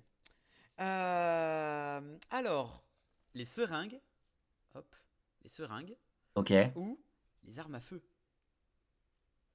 On veut les armes à feu, ça fait Ah, plus peur, effectivement. ouais, bon J'ai après... vécu un bref temps, j'ai vécu un bref temps aux États-Unis et parfois la nuit, on entendait des coups de feu, pas des coups de feu de gens qui faisaient des trucs dangereux, juste ils faisaient la fête souvent et ils s'amusaient à tirer en l'air et tout. Mais en vrai, quand tu sais pas, t'entends des coups de feu la nuit, t'es genre Ah, super. c'est sympa les klaxons là-bas. Ouais, exactement. Ok. Eh bien, ma dernière carte, enfin dernière carte, voilà. Les araignées. Mhm. Hmm. Ah, elle est toute seule. Elle est toute Toute, seule. elle est toute seule. Après, je peux en mettre un Ok. autre. Non, non, Mais mais, araignée ou... non, non, mais ok. Bah, non, non, non, non, ça me fait pas. Ouais, non, bah, ni l'un ni l'un ni l'autre. Ni l'un Voilà. ni l'autre. Non, j'ai grandi à Ok. la campagne et donc des araignées. J'ai grandi dans la campagne et j'ai grandi dans un grenier aménagé par mon père. Donc des araignées, il y en avait tout le temps, partout. Donc souvent, je les attrapais par les pattes pour les sortir de la maison. Donc non, ça me fait pas trop peur. Après, effectivement, si elles sont énormes et si, comme pour les rats, il y en a plein. Globalement, si tu prends un truc, j'ai pas peur, mais si t'en mets plein, ça fait peur. Ça marche, je pense, pour à peu près tout. S'il y a trop de un truc, j'ai peur. Ok. Non mais ok, ça marche. C'est vraiment genre par exemple pour la foule. C'est t'as pas Ouais, si peur s'il y que a trop ça. de foule. Non, j'ai pas si peur que ça de la foule en tant que telle, mais je sais pas, ouais, non, ouais. Donc s'il y a trop de un truc, ça fait peur. Ok. La foule, on est habitué parce qu'il y en a tout le temps. Mais si je pense que j'avais jamais vu de foule, je pense que j'aurais peur, ouais. Ok, ça marche. Euh, donc du coup, on va faire un peu plus direct. Alors, arme à feu, serpent. Et du coup, on réenchaîne, ok. Ce Ouais, qui fait plus c'est peur entre les deux, voilà. ok. Les armes à feu, les armes à feu. Arme à feu ou vieillesse. Vieillesse. Vieillesse, très bien. Vieillesse ou avion. Oh, tu peux rester, en fait, ça va Ah, être vieillesse. d'accord, ça va Je être t'annonce tout de suite. même Ouais, ouais, réponse. ouais, ce vieillesse. Ok, d'accord. C'est vraiment cette Voilà. peur. Euh, C'est la peur de la mort, la peur de l'oubli, la peur de l'abandon, tout ça et tout, genre englobé dans l'idée de vieillir, donc de disparaître, etc. Tu mets tout ça dans un. Voilà, tu l'enroules dans un ruban et puis voilà, Ok, c'est ça. d'accord. Eh ben, j'ai hâte que tu regardes Abuela. Non, mais voilà, si ça peut, oh, je peux te faire découvrir quelque chose avec grand plaisir, mon cher. Très très bien.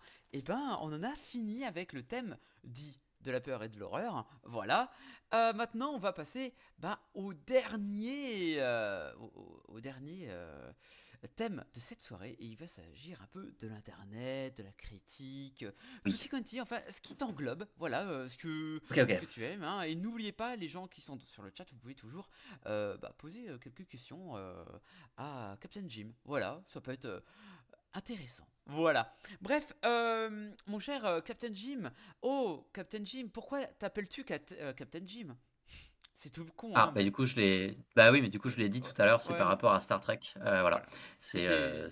Voilà. C'est par rapport à Star Trek, Captain Jim, Captain James Taverius Kirk, que c'était un délire avec des potes et j'ai gardé le nom. Ça fait maintenant plus de 10 ans que je garde ce pseudo. Voilà.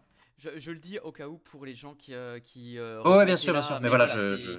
Mais tout à voilà, fait. ça fait un petit Reddit.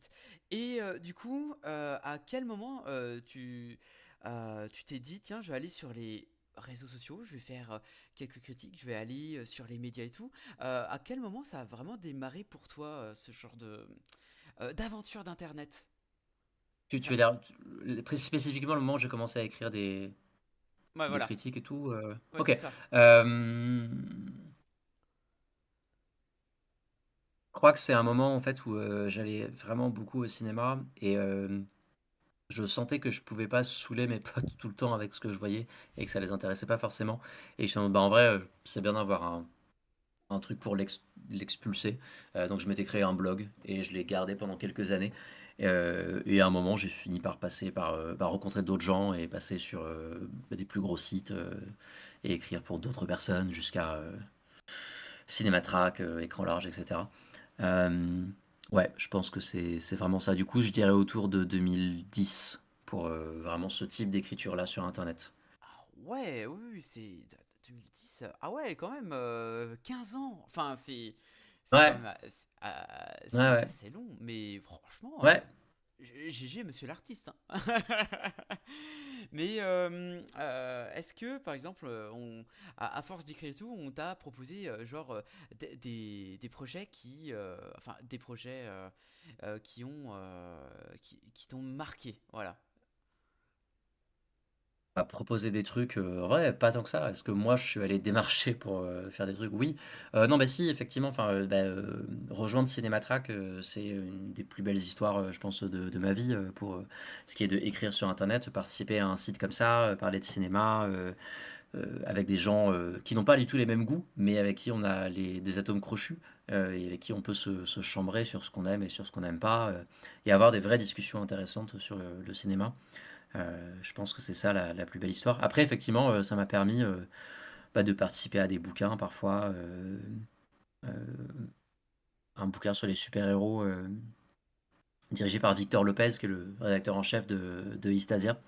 C'était vraiment chouette. Mais ouais, ouais, non, c'est ça. Je pense globalement, l'aventure Cinématrack, c'est le plus beau truc que ça a pu m'apporter, de fait d'écrire en tout cas des critiques sur Internet. Très bien. Très très bien. Et du fait de tes 15 ans d'écriture et d'aller de blog en blog, de critique en critique, tu as vu l'évolution un peu de la sphère ciné. Qu'est-ce que tu en penses maintenant de la critique cinéma? Voilà, Mhm. que ça soit sur les divers plateformes, que ça soit sur Twitter, YouTube, Mhm. TikTok, les sites ou des sites en général. Voilà. Mhm. J'ai pas grand-chose d'intéressant à répondre à cela. J'en pense pas grand-chose. Je sais ce que moi je cherche, donc je vais le chercher auprès des gens qui m'intéressent. Je suis un grand lecteur en vrai de la critique papier, historiquement, que ce soit les cahiers, que ce soit positif, que ça a été première, même cinématiseur ou même sur les anglophones aussi pas mal, que ce soit IndieWire, surtout IndieWire en vrai, le site de Roger Ebert, après sa mort à lui, tout ça. Et sinon sur la critique plus informelle, on va dire, que ce soit sur Letterboxd, que ce soit sur Twitter, sur Blue Sky, etc. Quand ça peut générer des discussions intéressantes, et ça arrive assez régulièrement, j'aime bien. Sinon, souvent, je trouve ça pas très très intéressant. mais ça m'affecte pas plus que ça. Donc j'ai pas grand-chose. J'en pense pas grand-chose. Je saurais pas dire réellement de quelque chose de profond sur la critique en tant qu'exercice mental, au-delà de ce que ça me procure moi comme de réfléchir au cinéma. Tu vois, je parle de Letterboxd, il y a plein de gens qui utilisent Letterboxd pour faire des blagues. Moi, je fais partie des gens qui utilisent Letterboxd pour faire des gros pavés, pour essayer de à la fois travailler ma plume, mais aussi d'organiser mes réflexions et aussi parfois d'y revenir en mode ok, peut-être que je vais oublier ce que je pensais de tel film. Je vais pouvoir y revenir après en m'assurant que j'ai été dans le détail sur tout ça. Voilà, donc j'ai un rapport très personnel à la critique. Je m'intéresse pas trop à ce que pensent les autres de la critique. Ok, non, et c'est. Ok, je vois. Voilà, tu préfères rester vraiment dans ta bulle que plutôt vraiment t'intéresser. Enfin voilà. Mm. Est-ce que tu as déjà pensé, au lieu, ben, tu dis, tiens, bah, j'écris sur Letterboxd, sur d'autres plateformes. Est-ce que l'idée t'a traversé l'esprit de vouloir avoir, je sais pas, une chaîne vidéoludique, genre, enfin, une chaîne YouTube pour Mm. parler cinéma? Est-ce que Ouais, oui, il y a très longtemps, mais en vrai, là maintenant, ça m'intéresse pas vraiment. Je suis très attaché à l'écrit pour la critique et j'aime bien la discussion. Donc tout ce qui est avec Cinématrack, on a un podcast. J'ai participé à pas mal de podcasts, que ce soit euh, enfin ouais, différents podcasts, ouais, que ce soit pour la radio ou pour juste Internet. Mais non, c'est pas que ce soit TikTok, YouTube, non, j'ai jamais eu trop envie de faire ça, ça m'intéresse pas trop. Ok, ouais, vraiment plus podcast, ok, ça. Ouais, podcast ou écrit. Podcast, enfin discussion, c'est-à-dire à plusieurs ou, euh, ou vraiment l'écrit. Ok, c'est quoi ça? Euh, du coup, enfin, de ton écriture et tout, quelles seraient tes meilleures euh, rencontres que tu as fait à- grâce à l'amour du cinéma, si on peut dire ça ainsi. Des rencontres, alors oui, Cinématrack, mais en tant que personne, dans lesquelles personnes tu te dis, waouh, j'ai vraiment de la chance de les connaître, tu vois. Hmm. Du coup, je vais effectivement dire Cinématrack parce que même si je l'ai déjà dit 15 fois, c'est vrai, vraiment, c'est vraiment parmi mes meilleurs amis, c'est important. Ma compagne, que j'ai rencontrée en festival, les gens d'écran large aussi, vraiment l'équipe d'écran large que je les connais pas tous très bien, mais il y en a que je connais quand même assez bien et je les apprécie beaucoup. Euh, Et pas mal de rencontres aussi de d'autres sites, notamment tout à l'heure je parlais du festival d'Annecy. Il y a pas mal de sites qui couvrent le ciné, qui y vont tous les ans, et on se retrouve. Donc il y a notamment les frères Lux du site CloneWeb. Euh, il y avait des gens à l'époque du Bleu du Miroir. Euh, enfin, ouais, plein de gens cool. Plein de gens très chouettes. Mais voilà, avant tout, euh, ma copine, écran large, Cinématrack, c'est un peu les familles, la famille quoi, la MIF, la Corona. Oh, tr- euh, pas ouf comme bière. Ah, d'accord, très bien. Oui. Ouais, ouais, voilà. Mais ok, ça, c'est mignon, c'est tout mignon. Mis à part cela, tu disais que faisais des réalisations. Euh, Est-ce que le fait de peut-être faire un film pour toi, ça serait un rêve ou tu dis non, pas envie, vraiment de réaliser un court métrage, long métrage. Alors, donc j'en ai fait, j'en ai réalisé plusieurs. Je me dis pas du tout réalisateur, parce que je le fais plus. Je suis beaucoup plus scénariste, donc j'ai écrit des courts-métrages, j'ai écrit des 48 heures, j'ai écrit des courts-métrages qui ont été diffusés ou non. Mais voilà, j'ai beaucoup bossé. Je te disais tout à l'heure, j'ai bossé sur des séries d'animation, notamment Oscar et Malika, qui est une série d'animation française qui est hyper chouette. Donc pour moi, c'est pas un rêve, c'est une partie de ma vie. J'aimerais que ça le soit une plus grosse partie de ma vie, mais c'est trop cool. Je disais que je faisais partie d'une troupe de théâtre aussi, et j'ai écrit une pièce de théâtre qui s'est jouée plusieurs années à Paris, entre autres, et on continue d'en écrire d'autres et tout. Et donc, Donc oui, c'est à la fois un rêve et à la fois une partie de ma vie. J'aimerais juste que ça soit plus facile et moins compliqué de réunir des fonds, de faire des films. Tu vois là, demain matin, j'ai encore une réunion pour s'assurer qu'un film aille jusqu'au bout et c'est très compliqué et c'est très probable que ça ne sera pas le cas, mais on est obligé d'y croire parce que c'est comme tu le disais, enfin, même quand on est dedans, c'est obligé de rester un rêve parce que sinon on baisse les bras et on peut pas baisser les bras parce que c'est hyper dur. Est-ce que ça t'a déjà arrivé ce genre de période où de flottement tu te dis ah mon Dieu enfin d'avoir vraiment est-ce que c'est possible le syndrome de la page blanche est-ce que ça t'inquiète ce genre Mm. de syndrome? Euh, ouais. En fait, après ma première pièce de théâtre, qui a plutôt bien marché, enfin à son modeste niveau, c'est à son très modeste niveau, j'ai eu beaucoup de blocages pour écrire la deuxième et je bloque encore beaucoup dessus parce que j'ai l'impression, je me mets la pression par rapport à la première. Non pas qu'elle soit parfaite du tout, mais il y a des trucs dont je suis content dedans et j'ai peur de ne pas réussir à faire aussi bien. Mais c'est pas exactement un syndrome de la page blanche. Et il y a des moments de doute, et des moments où on se dit j'y arriverai sans doute jamais. Je pense environ 25 fois par jour minimum. Le tout, c'est d'équilibrer ça avec les moments où on se dit en fait je vais y arriver. Et voilà, c'est tout.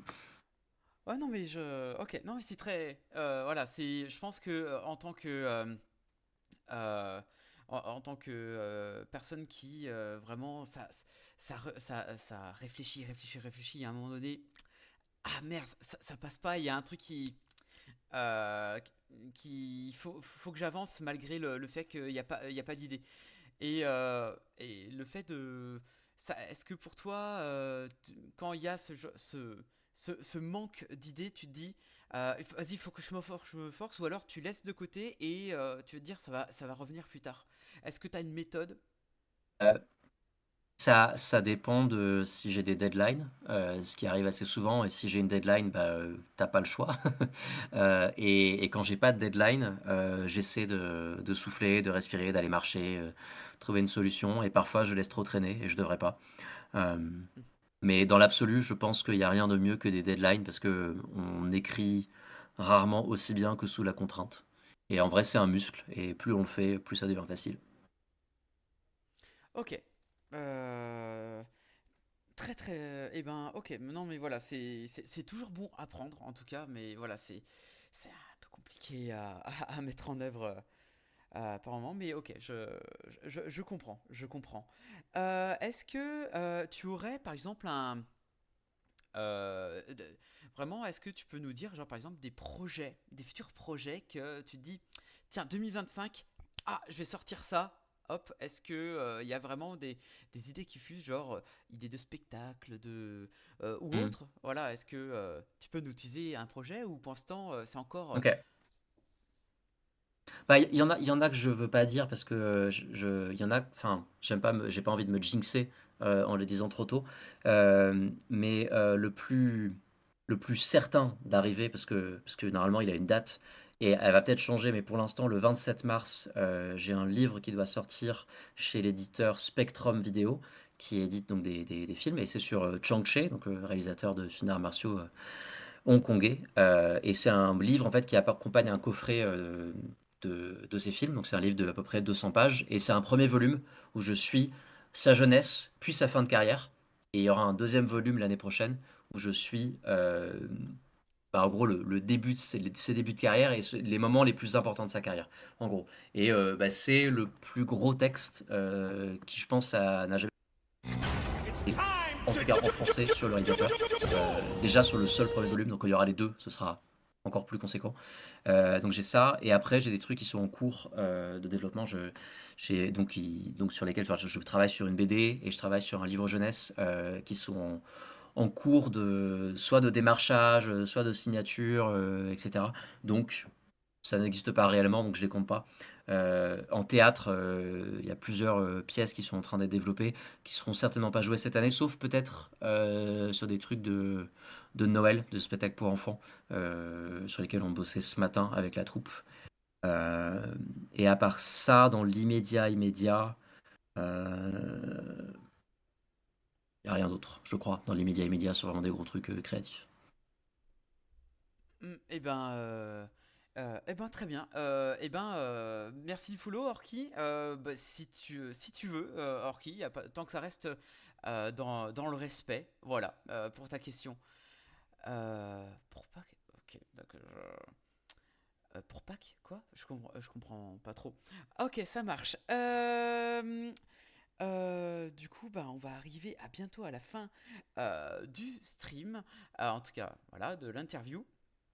Une de mes deux dernières questions, est-ce que tu verrais d'autres personnes de tes connaissances venir dans le podcast? Est-ce que tu verrais d'autres personnes que tu aimerais voir dans le podcast? Hmm. Hmm. Alors, qui est-ce que j'aimerais répondre, qu'est-ce que j'aimerais répondre comme ça? Oh, bah, des gens de Cinématrack, je pense que j'aimerais les entendre sur leur enfance, sur leurs peurs. Euh, et je vais faire une tricherie. Je vais dire Ernst Lubitsch, le Ah. réalisateur allemand décédé. J'aimerais bien qu'il vienne. J'aimerais bien qu'il vienne raconter ses peurs, notamment parce que tu avais montré un rat tout à l'heure. Et il y a une histoire célèbre parce qu'un jour il a dû quitter un tournage parce qu'il a la peur des rats et des souris. Et il y avait genre une souris qui arrivait sur le tournage et apparemment il est parti tellement il avait peur et tout. Et donc j'aimerais te voir lui montrer l'image de la souris et qu'il soit traumatisé. Et vraiment je rêverais de voir ça. Mais sinon ouais les gens de Cinématrack. Oui je sais pas. Et alors du coup j'ai ouvert le chat à côté et Orchidea. Mais je sais pas qui tu je es et j'ai pas compris l'histoire de la question pour Pâques. Donc voilà, j'ai pas une question compris, pour Pâques, mais j'ai pas compris non plus. moi, j'ai pas compris non plus, mais bon, voilà. Voilà. C'est pas, voilà. Donc j'ai noté Cinématrack et c'est pas possible Et pour l'autre. Lubitsch, bon ouais Voilà. voilà. Non mais sinon dans les gens chouettes qu'il y a sur qui discutent sur voilà sur Blue Sky, les gens du Godzilla Final Podcast, genre Martin Gamera, Fener Herzog, Fabien Moreau, enfin des ouais, des voilà, ces gens-là. Je me pose la question, c'est des gens que je connais un peu et en même temps je connais pas leur jeunesse, donc pourquoi pas, tu vois. Ok, non, non, mais c'est. Ok, ça marche. Eh bien mon cher, c'est noté. Voilà, on verra d'ici quelques temps Cinématrack. Il faut juste que je m'intéresse à, à ce média-là et puis je trouverai corde à mon arc. Et dernière question, est-ce que tu as kiffé ta soirée? Oui, c'était très rigolo. Et je suis désolé pour les moments où tu as posé des questions et j'avais vraiment rien, notamment sur les trucs, sur les bêtises et tout. Vraiment, j'ai vraiment rien qui m'est venu. Mais c'était marrant, notamment pour les trucs sur la jeunesse où tu m'as permis de raconter des anecdotes que j'aime bien. Et j'aime bien raconter des anecdotes, donc ça m'a fait plaisir. C'était chouette de penser à ça. Et pareil, le truc sur la peur, c'était marrant. C'est bien pensé de le faire de le processus, même si effectivement, dès que j'ai vu le truc sur la vieillesse, j'étais là genre, c'est terminé. Ah. C'est terminé, c'est ça, évidemment que c'est ça. Voilà, donc merci à toi pour un chouette dimanche soir. J'attaquerai la semaine sereinement. Et ben voilà, en espérant que tu t'arriveras de te reposer de ton jet lag, si on peut dire ça ainsi. Ouais, exactement, C'est un peu dur, exactement. je comprends. Bref, en tout cas, tout le plaisir est pour moi et je suis vraiment content de t'avoir passé quand même une bonne, ta première partie de soirée. Voilà, j'espère que vous avez quand même kiffé les gens. Voilà, on se retrouvera d'ici semaine prochaine pour What the Ciné et toi sur Cinématrack, Blue Sky et compagnie, je suppose. Tout à fait, sur la et compagnie. Je donne une conférence pour jamais des gens qui sont à Atis. Attends, je dis une bêtise. Non, c'est ça. Je donne une conférence sur les monstres au cinéma dans une médiathèque le 21 mars. Et si vous êtes dans ce coin-là, mais en même temps, personne n'est dans ce coin-là, donc voilà. Mais sinon, oui. Sinon, voilà, je suis sur Blue Sky sous le pseudo Captain Jim. Je suis sur Cinématrack et parfois sur écran large. Et une fois les 1000 ans sur la chaîne Twitch de Spherox. Et ben voilà, ça fait plaisir. Mais en tout cas, merci à toutes et à tous d'avoir été là. C'était Spherox en compagnie de Captain Jim. Ciao, bye!